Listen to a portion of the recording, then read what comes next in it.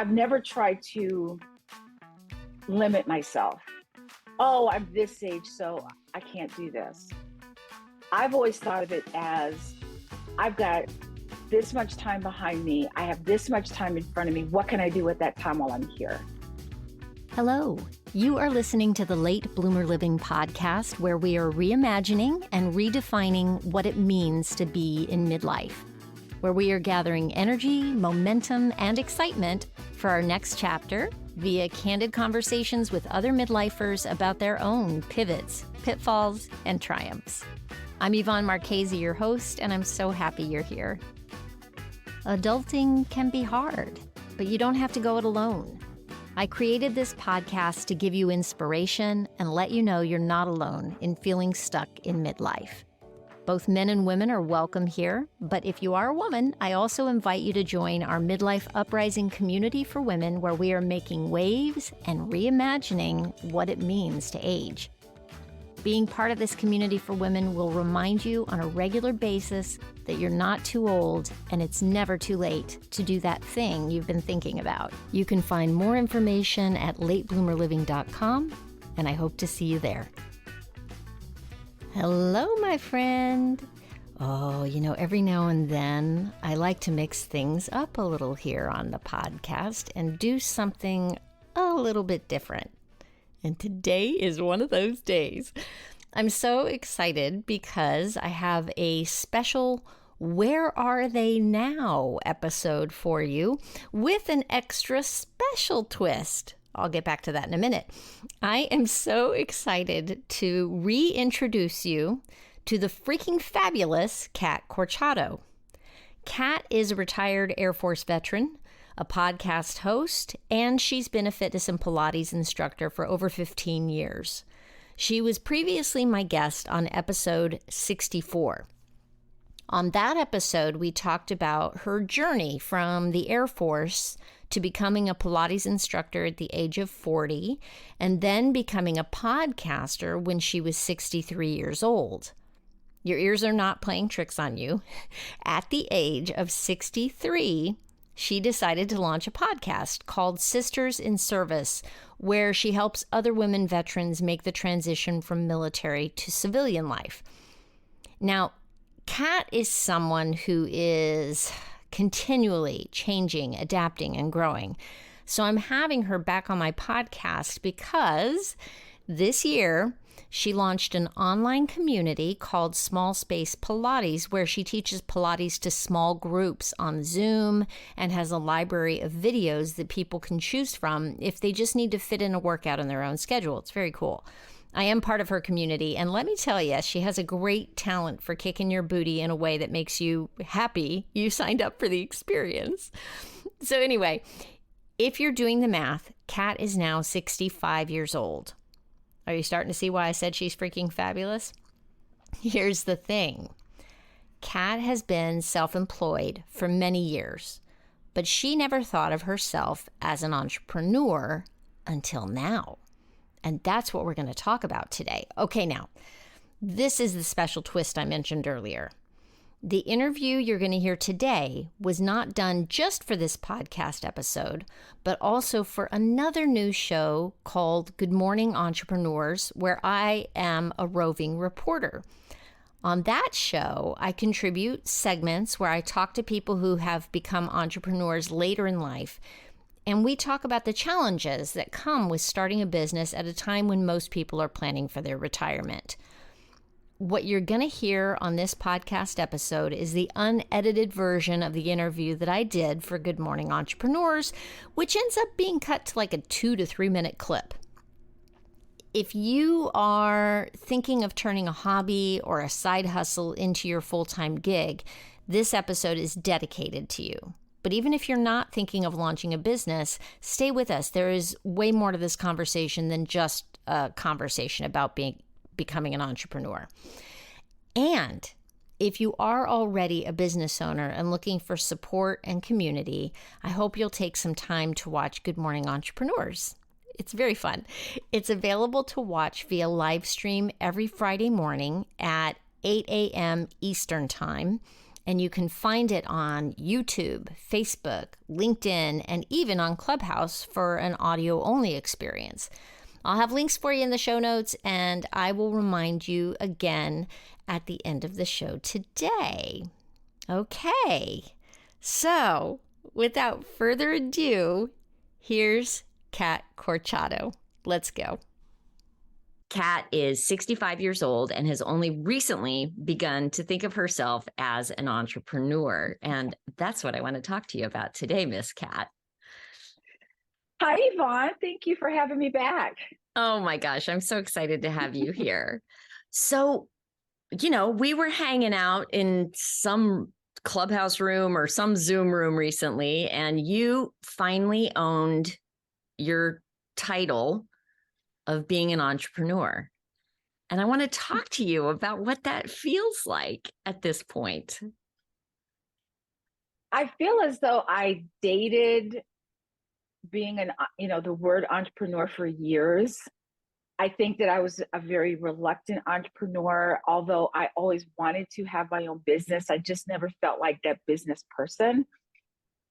And after having my launch party in October of last year, I still played with the idea. I was like, I'm a business owner. And then one day, Kim White said, you really are an entrepreneur. And I'm like, oh, I'm not sure I'm ready. And I said, okay, we're engaged now. And then finally we got married. So me and the word entrepreneur are now married, and I own it 100%. That's incredible. So you've been a Pilates instructor for all these years, right? But it hasn't been has it kind of been your own business? You've been working for other studios. How has that been set up? Right. So I haven't been a W-2 person in a long time. I've always been a 1099. So I'm an independent contractor. I work for 2 different studios, but it's really, it's hard. You've got to get up at certain hours to go meet clients. And that was my life for a long time. But I really, really wanted to have my own business. I just didn't know what it would be, how it would come about, what it would look like. And until mastermind and being in these Clubhouse rooms with, my whole Clubhouse family. So yeah. So you joined the same mastermind that I'm in. We are in mastermind together, which I just love being in there with you. And so you didn't have a clear picture of what you wanted. You just knew you wanted something. Is that right? I did, but I didn't even know I wanted to be in a mastermind at that point. Kim had talked me into it. I won't say she talked me into it. That's the wrong word. I had been in masterminds before. I'd had business coaches before, and it was just not even close to what I expected. And having known Kim through Clubhouse and being in her rooms for over a year, when she invited me, I said, oh, I don't know. But then I listened to that little voice, that little gut instinct, and I thought, okay, I trust her. Let me see what this is about. So I get in there. I see you were getting ready to do your summit, I think. Mm-hmm. And Donna was there. And I thought, what the hell am I doing here? Which is hilarious because I felt exactly the same way.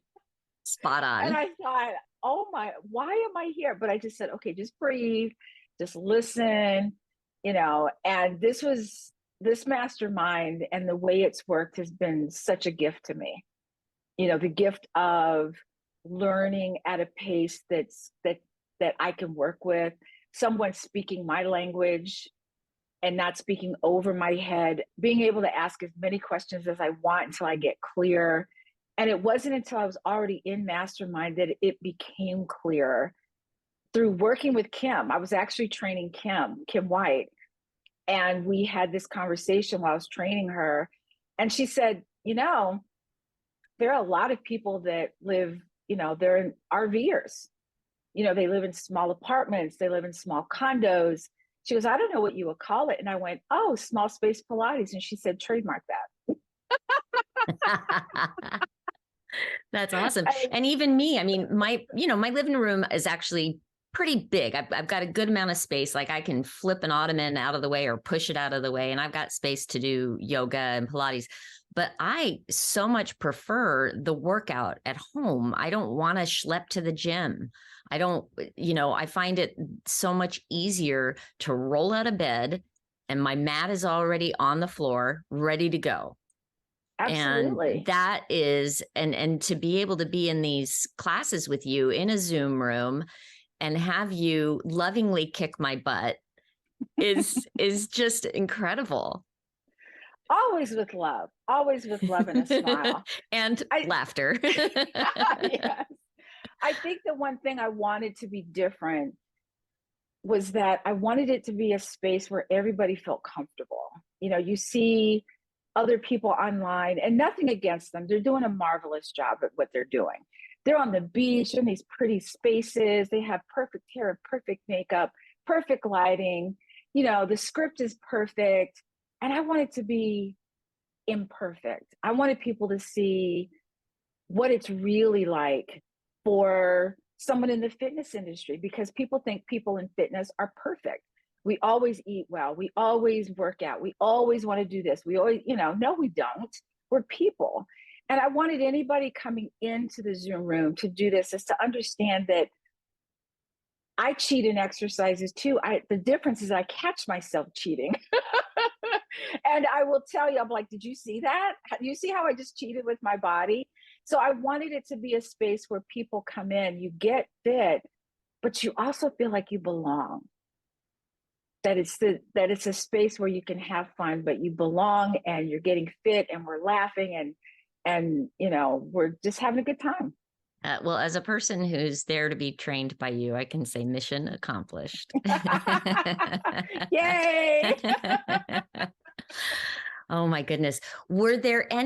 So what were the mindset issues? I was going to ask you if there were any mindset issues, but clearly there were, because you were just dating and engaged to the idea of being an entrepreneur. But as you said, you haven't been a W-2 person for a long time.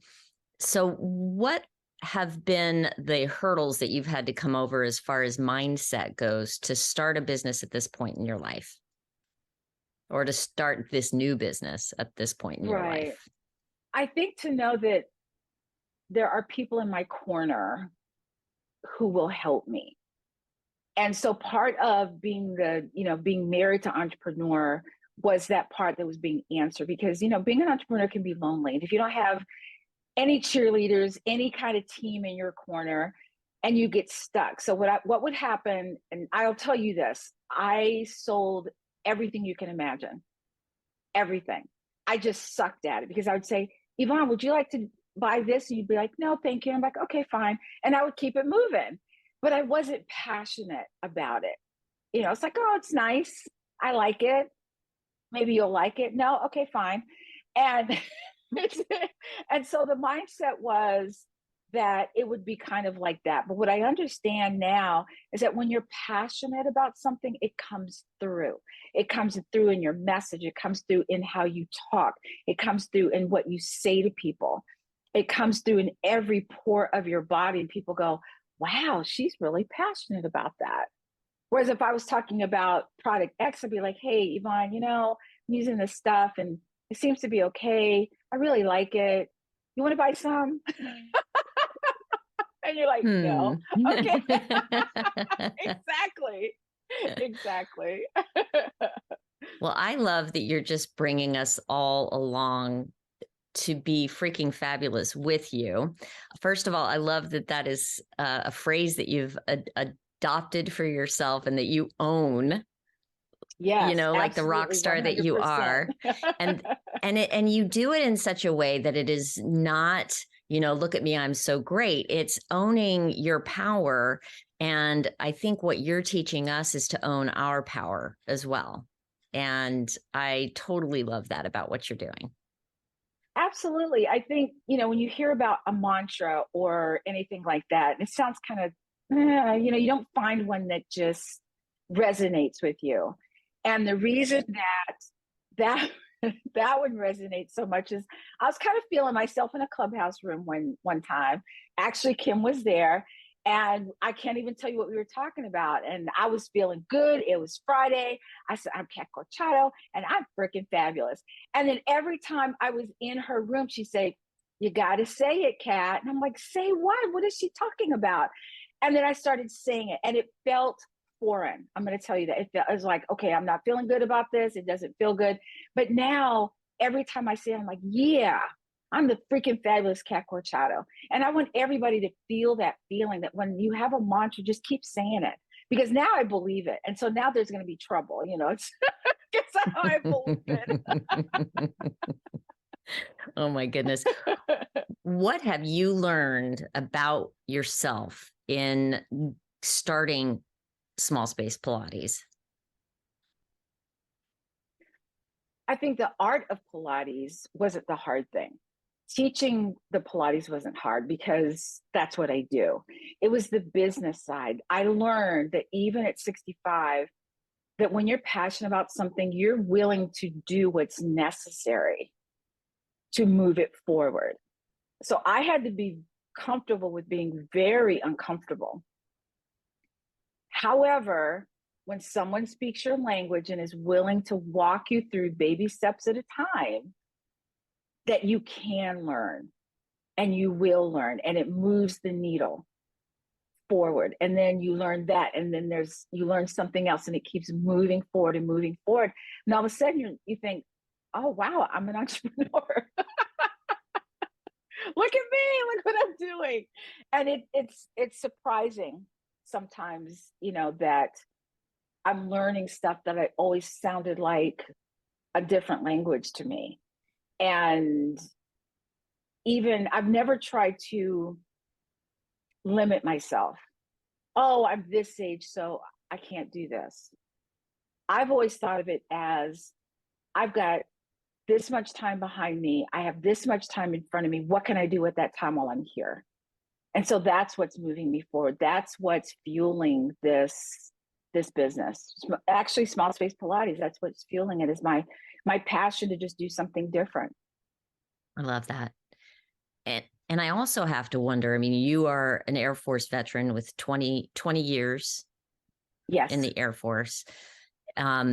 You retired in your early 40s, right? And yes. Then you became a Pilates instructor. I mean, I'm sure it sounds like you've done some other things in the meantime as well, as far as sales go, but that's been your life experience. How has that life experience, oh, and let me add mom and wife into that equation. How has your life experience supported you in becoming an entrepreneur at this stage in your life? Do you think it has? Have skills translated across?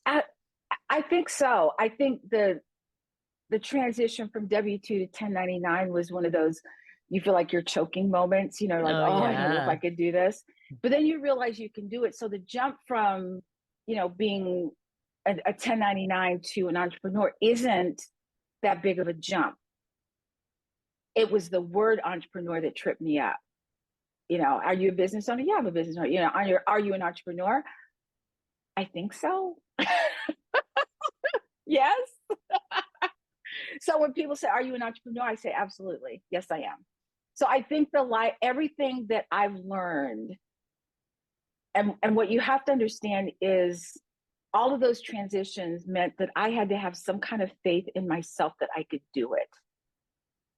And also with the loving support of my husband, who's never said, no, you can't do this. He was like, okay, go for it.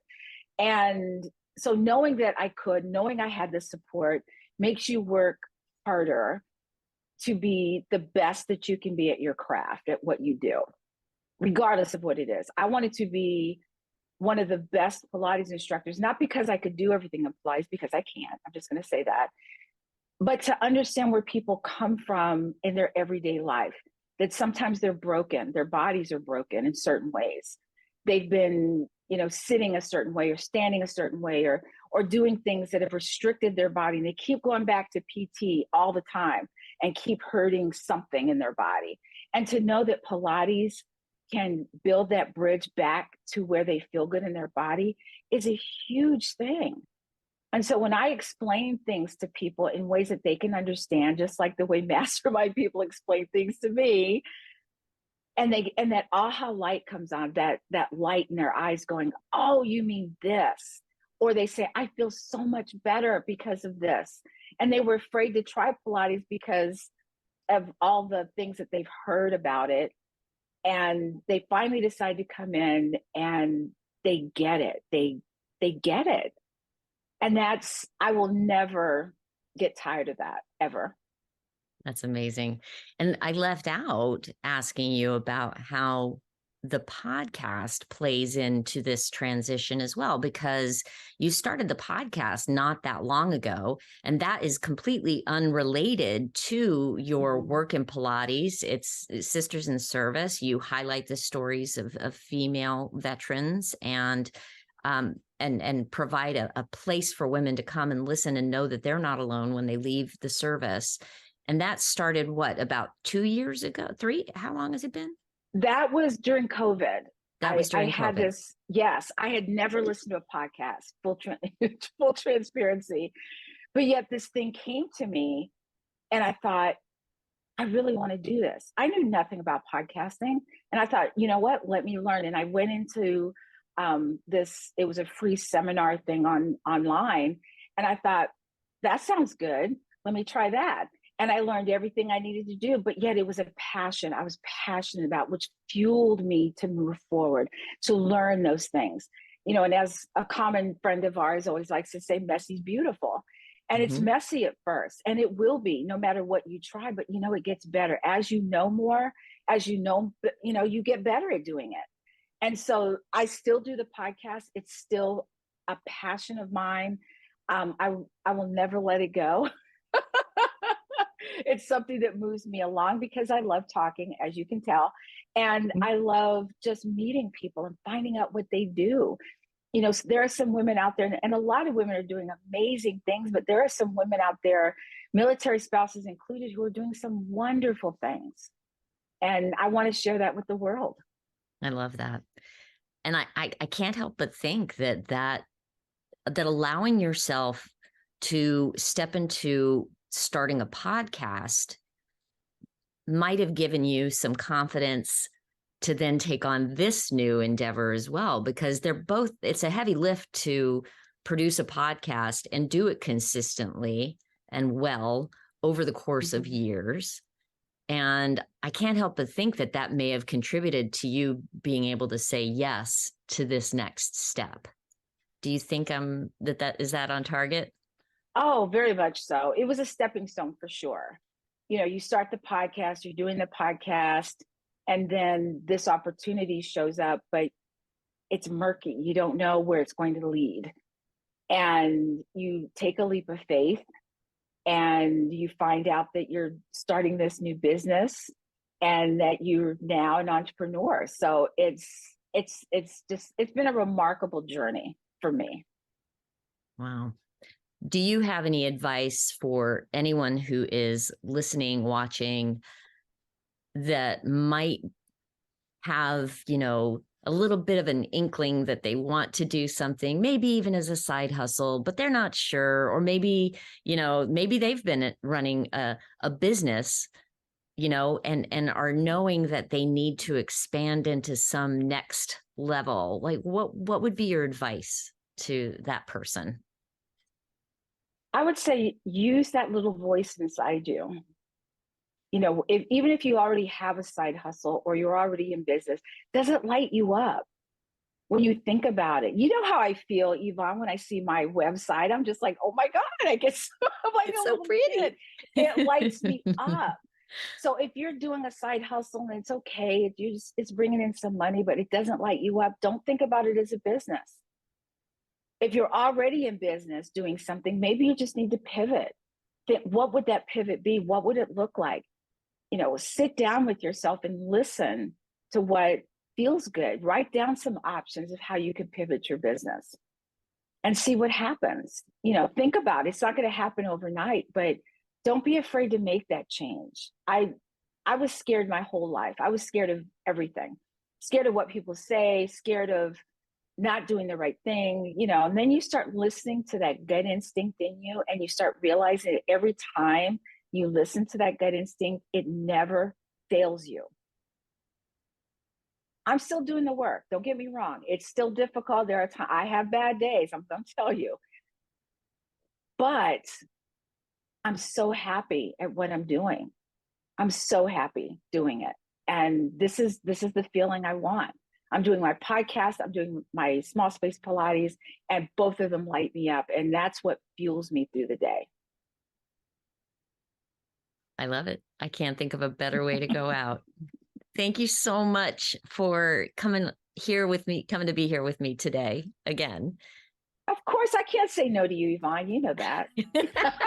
Oh, good. That makes me happy to hear. Well, there you have it. I always love talking to Kat. She is about as down to earth as a person can get and still be freaking fabulous. I hope you'll take some inspiration from this conversation. I know it's easy to look at someone like her and think, well, that's good for her, but I could never do that. Remember, though, she said she was scared her whole life of everything. Scared of what people would say, scared of not doing the right thing. It was when she started listening to her instincts and taking action on them that everything changed for her. And I'll leave you with this quote from Kat. Every time you listen to that gut instinct, it never fails you. If you want more information about Kat Corchado and her Small Space Pilates community, you can find her at smallspacepilates.com. I will also have a link where you can find her in the show notes for this episode, along with information on how to watch Good Morning Entrepreneurs. You can just go to latebloomerliving.com and click on the show notes for episode 137. And hey, the next Zoom gathering for the Midlife Uprising community is April 11th, and you can find all the details for that at latebloomerliving.com on the community page. Thank you so much for listening. I hope you have a fantastic week. Stay safe and well. Talk soon.